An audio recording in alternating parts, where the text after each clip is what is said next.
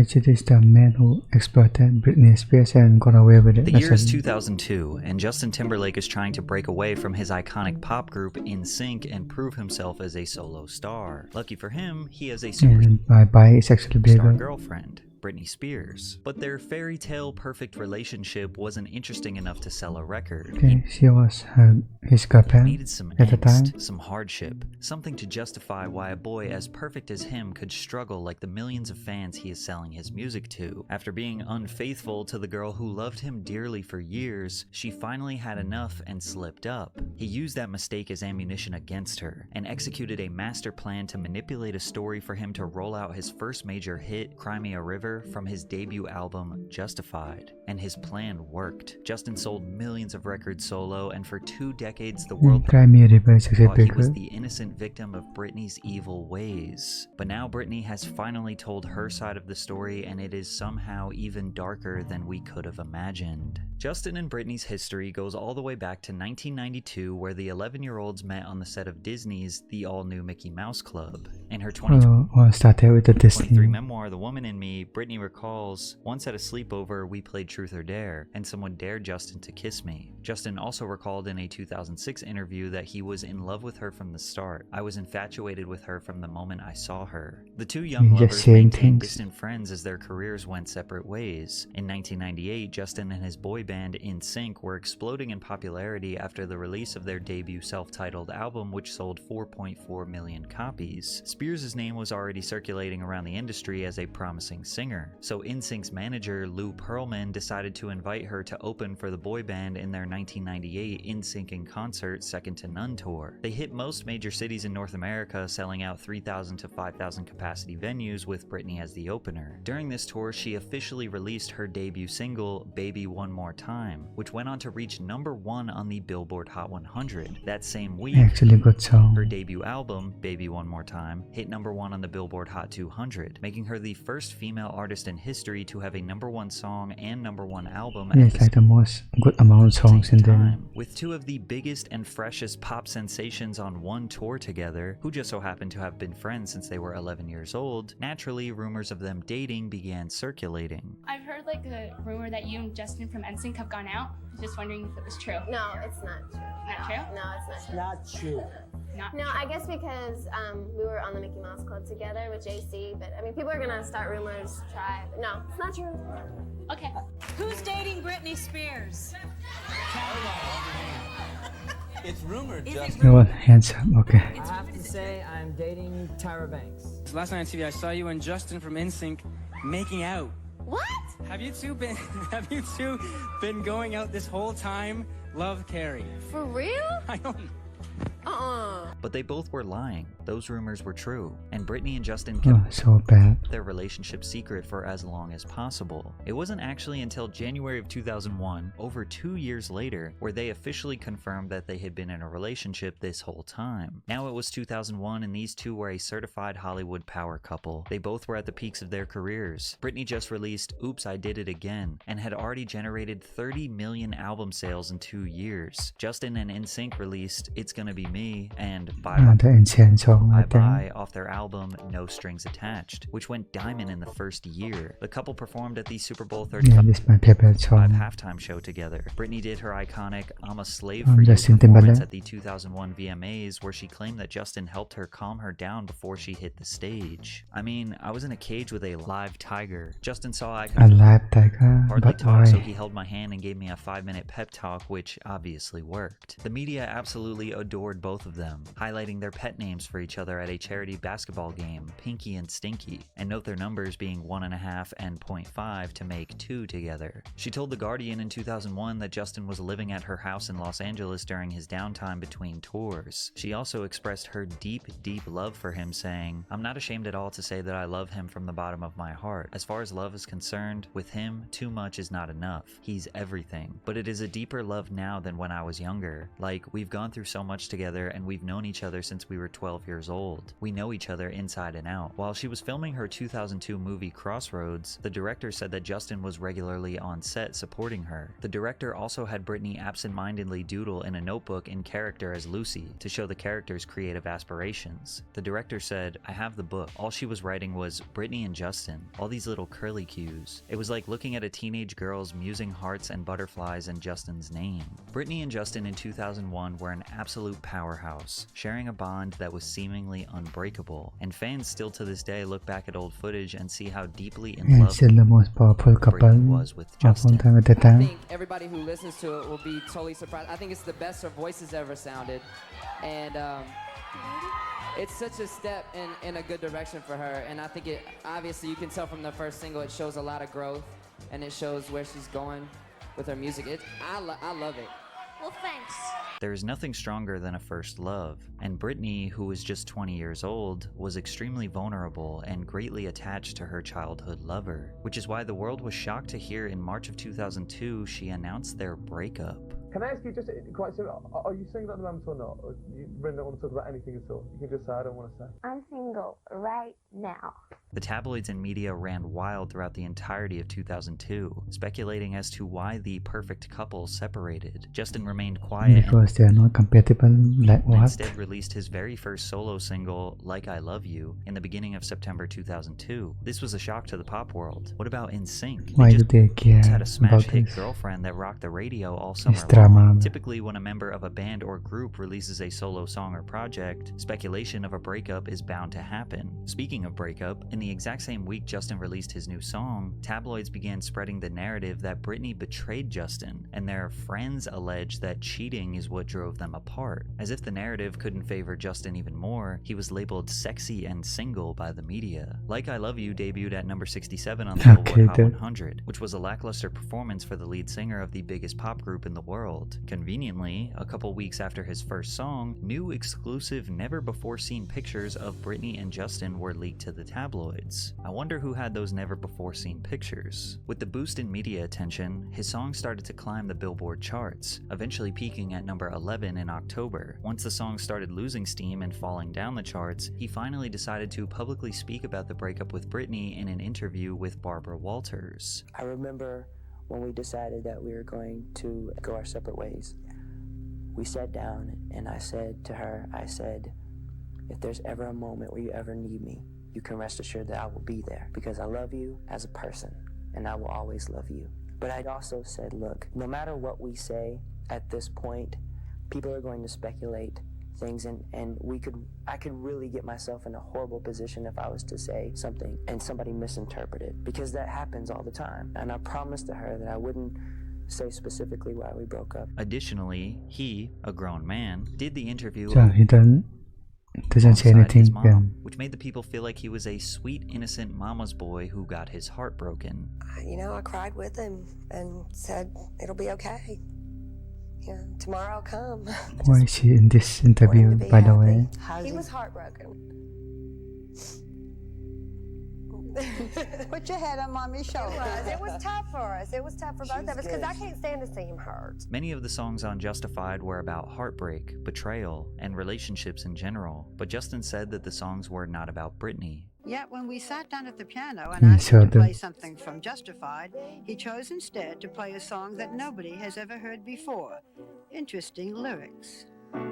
Thought our love was so strong, I guess I was dead wrong.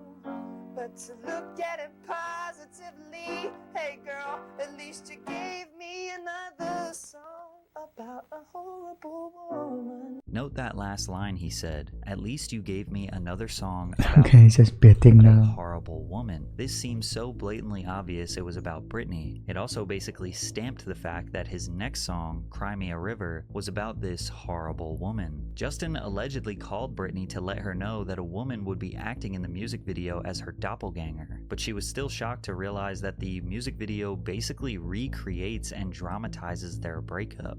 The lyrics read, "You don't have to say what Just monetize the breakup. you did. I already Nice know idea. I found out from him. Now there's just no chance with you and me." Girl, I refuse. You must have me confused with some I other guess like YouTube apology videos guy. The after bridges and were after. burned. Now it's your turn to cry. Cry me a river. You know that they say some things are better left unsaid, and it wasn't like you only talk to him and you know it. Don't act like you don't know it. And all of these things people told me keep messing with my head. Should have picked honesty. Then you may not have blown it. After this song and music video was released, the media was in a frenzy, establishing a war between Britney and Justin. He continued doing press. Nearly every interview asked him about Britney. Is it frustrating to try to promote an album when all anyone seems to want to talk about is Britney? So anyway, Britney. Can I just mention Britney for a minute? Sure. Now, of course, you did go out with one of your former Mouseketeers, Britney Spears. That Cry Me a River, that's a beautiful, beautiful video. And who's that about? Cry Me a River peaked at number 3 on the Billboard Hot 100 and successfully proved that Justin could stand on his own and did not need NSYNC. Timbaland, who produced this track and would go on to produce many of Justin's hits, called this moment as proof that Justin could be a solo star. I think the aha moment for me is when I was in the studio and I was beatboxing. And so he walked in the room, you know, had this face, then he just started, it hit him right there. And he started humming. I was like, oh, this it. He the one. His debut album sold 439,000 copies first week, which landed him the number 2 spot on the Hot 200, and the album would go on to be 3 times platinum. His plan worked. But Britney gave Justin much more grace. She did not entertain the tabloids. She hardly gave interviews, nor did she try to rewrite the narrative in her favor. However, many believe that her stunt at the 2003 VMAs, where she kissed Madonna on stage, was a way to get back at Justin. At least that's what the media wanted to push as they zoomed in on his face. He says he wasn't impressed. That kiss thing, This camera, bro. I was disgusted as you were. You know what? Maybe it's 2003, so what do you expect? I don't think I was disgusted. No. I think I was just not impressed. I mean, I expected a lot more. It's the VMAs, you know? Britney finally decided to speak about the breakup over a year and a half after the fact, and the interviewer, Diane Sawyer, seemed to be interrogating her. Okay, of course.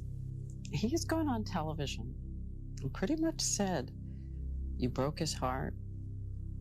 You did something that caused him so much pain, so much suffering. What did you do? Okay, interrogation. I was upset. I was upset for a while. I think we're both really young, and it was kind of waiting to happen. And I will always love him. He'll always have a special place in my heart. He is such a great person. But you said, I've only slept with one person in my whole life, 2 years into my relationship with Justin.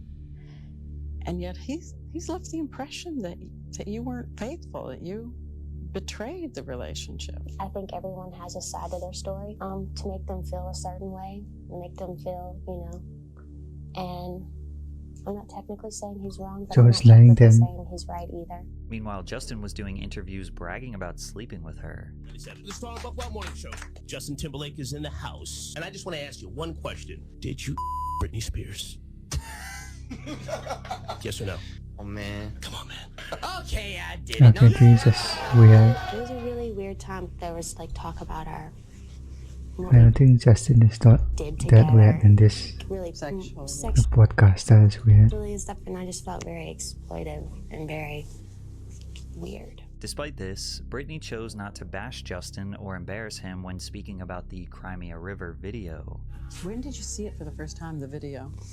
I saw it. I was on vacation, and someone called me and told me that it was going to come on, and I watched it, and I was just like, I was kind of in denial. I went in this whole denial phase or whatever, but it's fine. That's the way I don't want to judge him or anything like that, because that's the way he had to deal with what happened, and and that's fine. But I know that if I was in a relationship and something happened, I couldn't really go there.